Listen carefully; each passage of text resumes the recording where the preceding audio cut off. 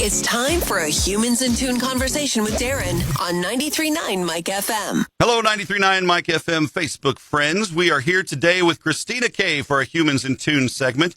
She is the proprietor of the Book Boss Academy. Some would say you are the book boss. But Christina, welcome to the virtual studio here with 93.9 Mike FM. Hi there. Thanks for having me. It's great to have you. And I appreciate you being able to reschedule. I know we had some gremlins in the technology last week when we were supposed to chat. And so I'm glad you were able to reschedule and quick, because like everybody's off today. But we're going to chat today about some stuff. For me, this is kind of exciting because I grew up the son of an English teacher, and I've got a, it's the perpetual, if you're a Family Guy fan of Brian the dog and Stewie's like, how's that book coming, Brian? Are we on the second chapter yet? How's it going? And like I started a book, and there it sits. And, some people everybody's got a story to tell, right? Mm-hmm. And that's what I think I love about humanity is that everybody's got a story to tell. And a lot of people want to get that motivation to start telling their story or telling a story or whatever type of genre book that they're going to read. You do a lot of services for authors. And let's talk briefly about some of the services you do. And then I want people to get to know you. And find out why you're passionate about this. Works for me. Yeah. So I'm an author coach and a book editor. Those are my two. I started working in the industry as a book editor and then kind of gradually segued into author coaching for the last 12 years. Didn't know that's what I was doing, but I was. And then when I decided to quit my legal career, I was in the legal field for 22 years. Okay. Burned out of the legal field. And I knew I was turning 40 at the time. I'm a little past that now. But at the time, I was turning 40, and I was like, I cannot do this 20-some more years. So I decided what if I took my side hustle of working with authors and coaching and editing and kind of took it full time, maybe? And I did. So I spent the next 2 years kind of learning the business of being a business owner and gathering a team and whatnot. In January 2020, I launched Book Boss Academy and have become a full-time coach. And I couldn't let go of the editing because it's kind of where my heart is too. So we kind of do both. Okay. Those are the main services. And then under that, we have other things that are not quite services, but like online courses and blogs and all the things like that are more accessible. Mm-hmm. Well, and I know, you're on TikTok. You've got a great TikTok channel. I love your personality. You are just fun to watch.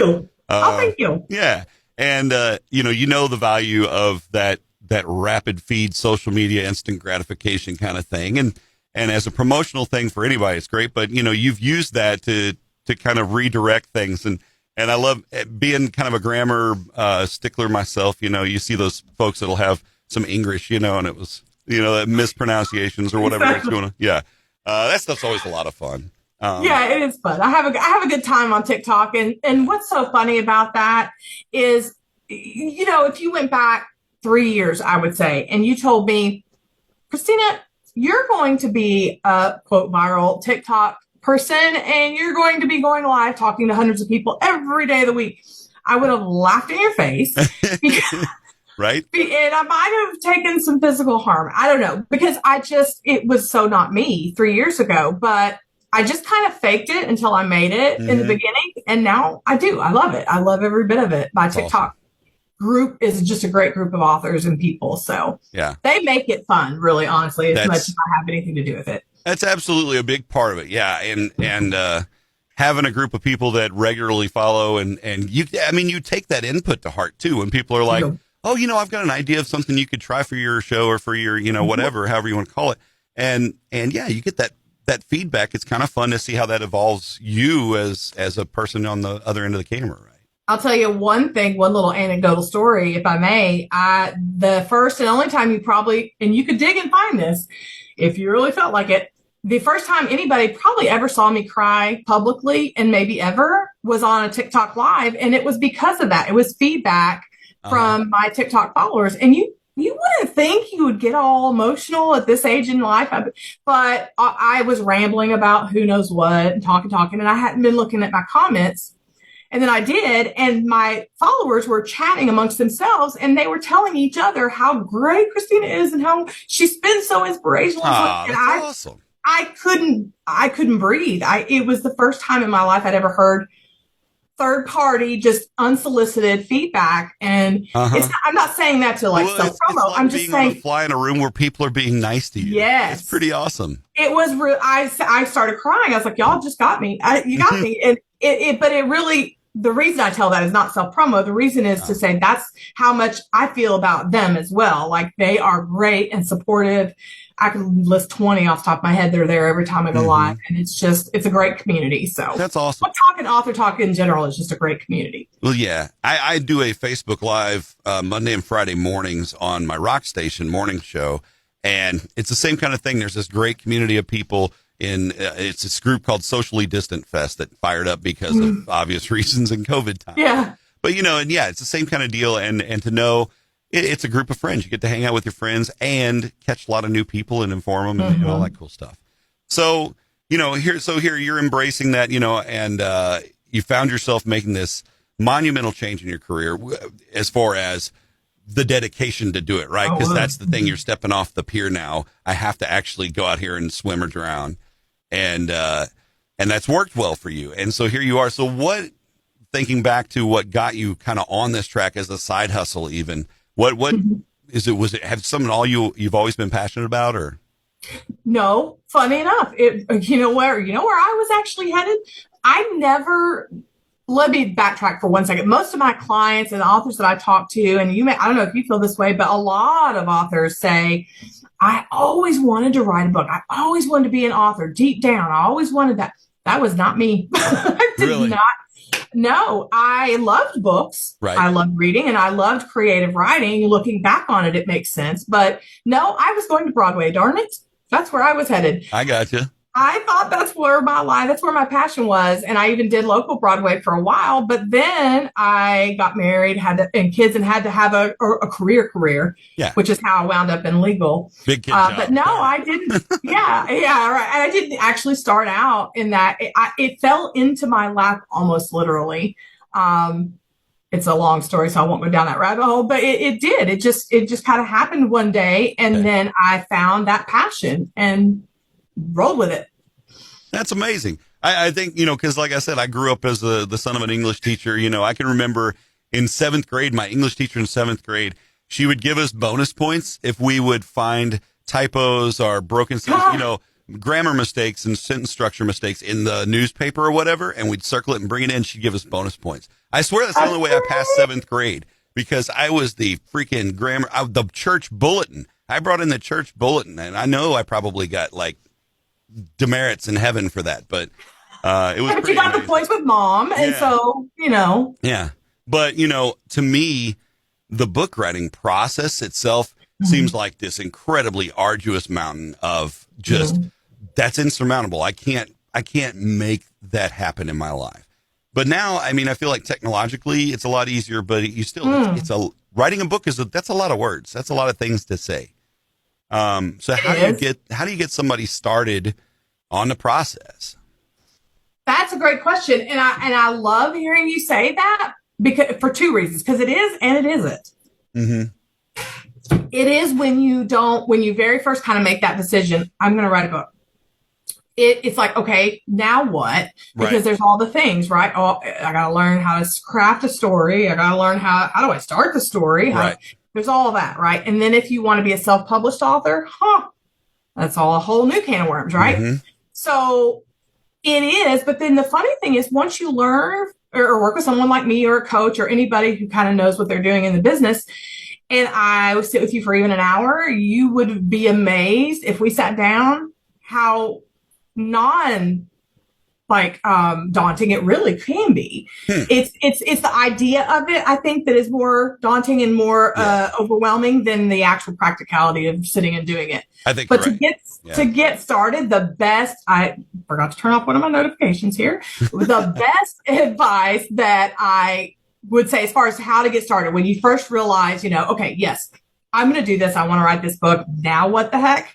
I would say first and foremost is to learn what you can about how to write a book. Right. I'm not saying you have to spend a year. You don't need a degree. That's a big misconception. Sure. You do not need a degree, an MFA or an MBA or anything like that in writing. I don't have one. It's amazing I how have many 2 people college wrote degrees. books before, we had colleges. So Right.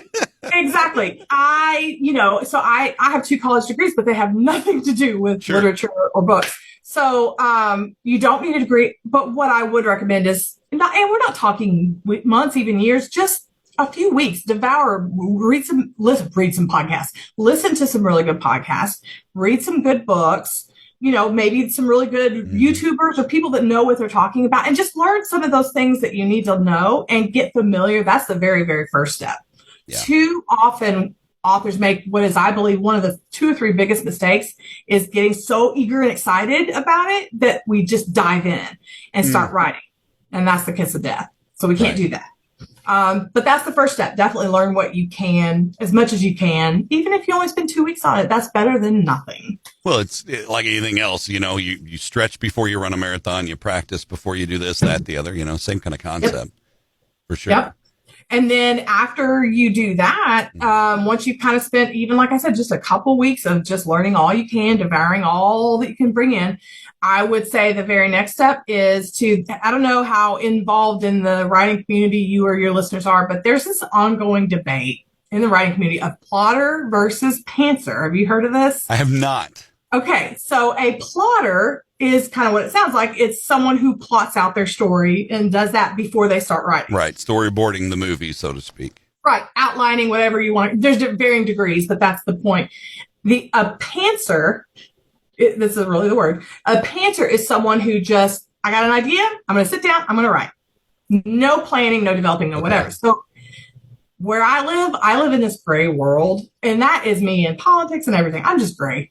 So there really is, it's not one extreme or the other, in my opinion. You do a little bit of developing and planning and plotting and some things that you can do to really make sure that you don't stumble or come into a situation where you get to chapter 3, 4, and then it peters out, and then you're left with no motivation. So that's the next step I would say, is do some level of planning and developing before you just dive in. Kind of a blend between spontaneity and strategy.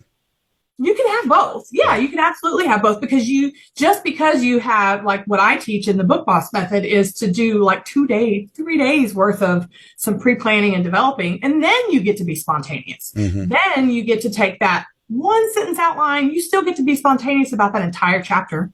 I mean, you're not plotting out every word. You're giving yourself a guideline so that you don't get lost or stumped or writer's block or whatever. You don't need that throw mama from the train moment. The night was. I forgot about that, but yes, exactly that. Yes.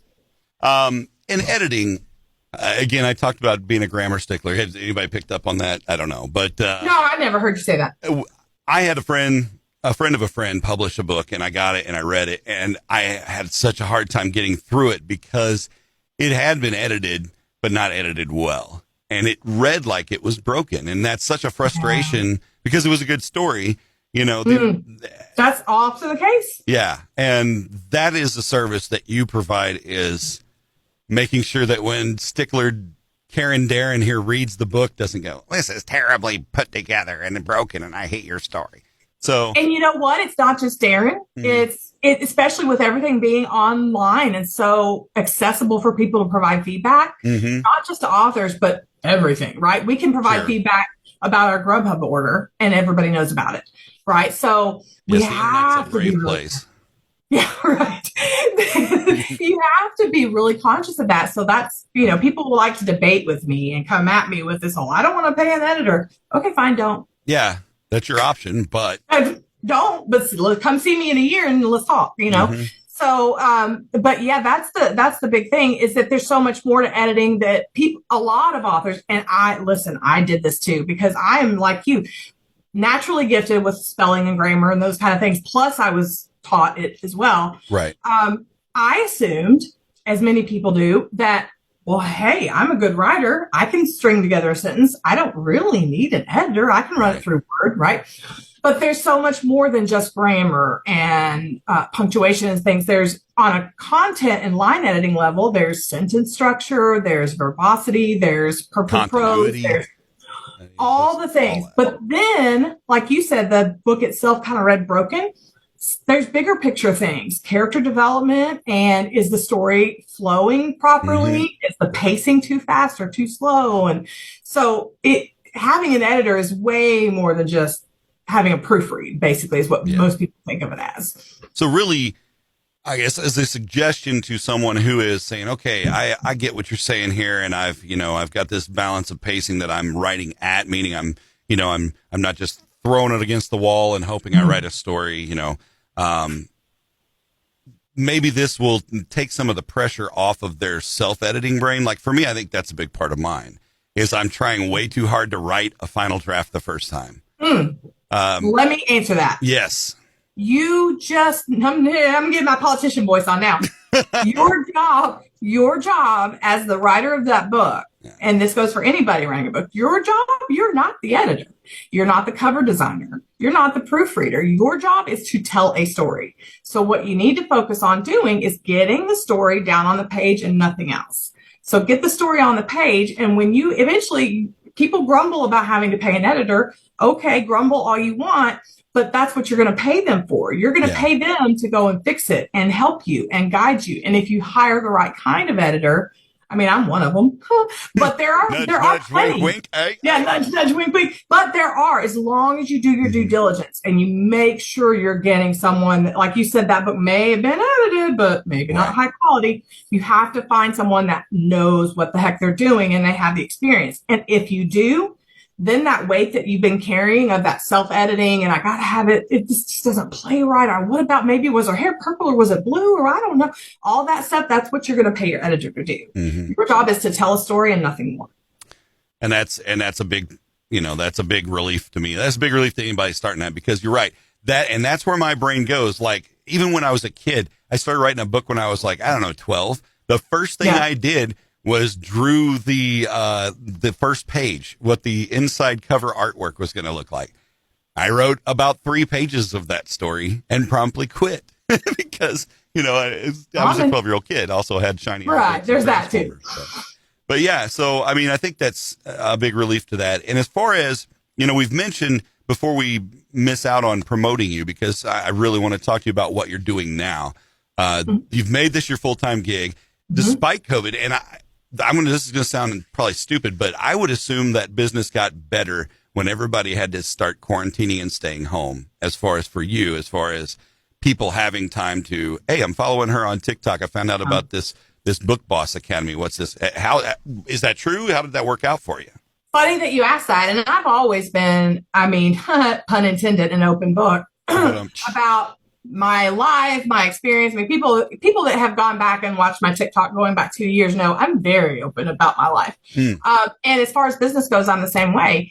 And yeah, absolutely. We came out of the gate 6 figures like the very first year. So 2020 was an amazing year. However, second half of 2021, when the economy started to really go in the toilet, and early this year too, we're not that great. People are knocking that part of their life out. I don't need that right now. Yeah, or I don't know. With the economy, I don't think people could or felt they could afford services. And there's an assumption when it comes to author coaches or author publicists or marketers or big ticket, what they call it, service providers, that it's so incredibly expensive. There's no way I could ever afford that. So I'm not even really not. But, and I always offer payment options. But that being said, yes, it really was very good for not just me and my business when COVID came and made everything virtual.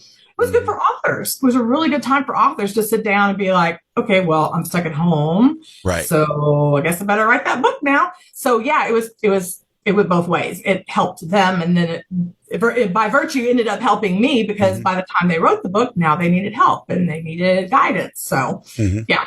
I don't know if I could have stepped out of my legal profession and into a full-time coaching job.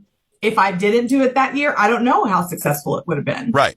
I would be interested to, I don't want to really know, actually. Distractions, I think, Yeah. Yeah.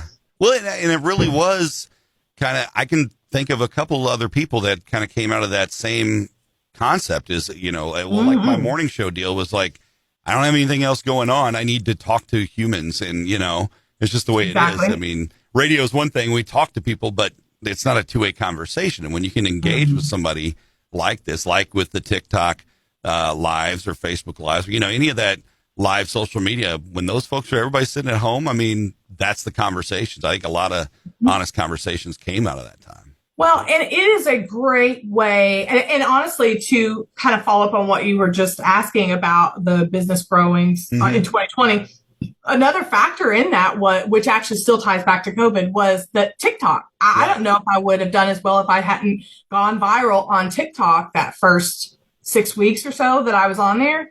And I think part of that is the fact, kind of what you were just saying. It's as a business service provider, if I'm just a picture on a website and nothing more. Yeah.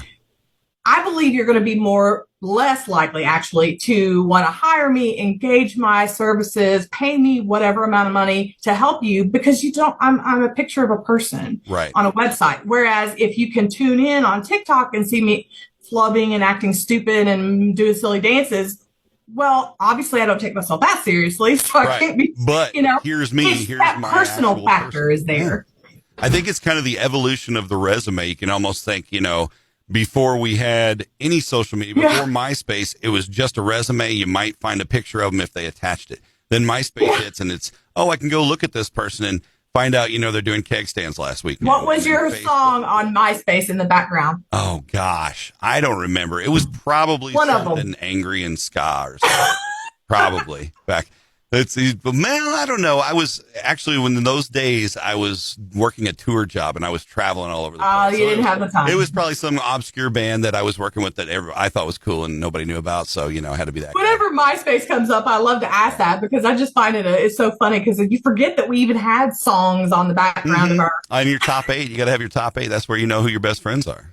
Mine was Tom Petty's American Girl for like a year. Oh, that's a good one. That's a great song. Yeah. But then, and so then now, once you started having enough bandwidth globally for people to be able to do, live streaming, then that's the next level. And so now, and it's the same thing for me, like, when I'm doing my Facebook Live, when you're doing your TikTok lives, that's it. I'm a very open, honest guy, like Christmas show on Friday. I mean, we're all talking stories of family and this and that. And here's what you get. And relatable. So I think that's it. Yeah. It's relatable. It's real. It's not made up. It's not glitz and glamour. It's just think about the celebrities, It's no longer just a billboard. It used to be a picture and a story and some other highlights, and there you go. Think about it'll be interesting to see what happens to the Kardashian type people in the next 10 years, because the way I see it is the celebrity, so what are they called, celebutants or whatever, and these people that were so untouchable, and that those were our idols 10, 20 years, not for me personally, but for a lot of people, celebrities and the Tom Cruise and all these crazy people that they just seem so glamorous, but now we're getting to see where you can actually talk to your person that you're really admiring. Like, you can go hang out and have a chat with Julia Roberts if she feels so inclined. Right, exactly. It's not as easy, but it's doable, right? And it makes those people, those brands, whatever you want to call it, makes them so much. I'm more likely, I'll tell you that much, if you put 2 brands in front of me, one of them is some faceless, nameless, made up person maybe. But if I'm sitting there and I'm chatting and they seem real and I get to talk to them, even if I don't talk to them, but they chit chat and they're down to earth, I'm buying from them or I'm hanging with them at the very least. And I think that's the hallmark of a good storyteller too, is that they're genuine and that the story, obviously fiction is fiction, but if the story that they're writing and telling, if the book they're working on is genuine, I think it's a great read. And then they need to hire an editor so I can read it and smile. That's true. I will tell you, along those lines, I had a quote go viral, and I have to say I'm proud of it because it's so true. Every author, in my opinion, leaves a piece of themselves in everything that they write. And I say that because I mean not just fiction or autobiography, like memoirs, a fantasy novel. Because think about this. I defy you to find an author who would say that at least one book that they've written, a town wasn't made after their hometown, or the one character is made after their grandpa. It's you leave a little piece of yourself in every single thing you write. And sometimes it's even something that your character gets to shout at the top of their lungs that you would never dare say in person, but your character does. So that along those lines, coming back to the storyteller thing, that does make, when you can say your piece, basically, you get to get your word out there. That's the beauty of storytelling. That's awesome. Our guest today, Christina Kaye, the Book Boss Academy. They can find you on the web. The web address is bookbossacademy.com. All the links to your social are there on the website as well, correct? They are. I do. If I could say, I just changed them starting January 1st. Well, they're already changed, but Book Boss Official are all of mine because it's a TikTok weirdo thing. But yeah, well, Book Boss Official. Yeah, having something similar across the board is nice and clean. Exactly. Book Boss Official on Facebook. All right. Awesome. Well, thanks again so much for connecting with me today. We're going to wrap the show and then we'll hang up and then I'm going to go. I know I'm following you on my accounts, but I got to follow you on the station accounts and keep in touch. We'll catch up again sometime soon. Maybe I'll bring you over on my other Facebook Live and we can chat with the Socially Distant Fest people sometime too. I would be more than happy to do it. Awesome. Christina Kaye, it's another Humans in Tune on 93.9 Mike FM. You can find them on our Facebook page. They live on forever. And you can also find them on our podcast via the audio, anywhere you listen to podcasts and at 939mikefm.com. We'll have another Humans in Tune soon. Stay safe, stay warm, have a great week. Be a nice human. We'll do it again next time. Thanks for catching this Humans in Tune conversation with 93.9 Mike FM. Find previous interviews on our Facebook page, or you can listen via our podcast at 939mikefm.com.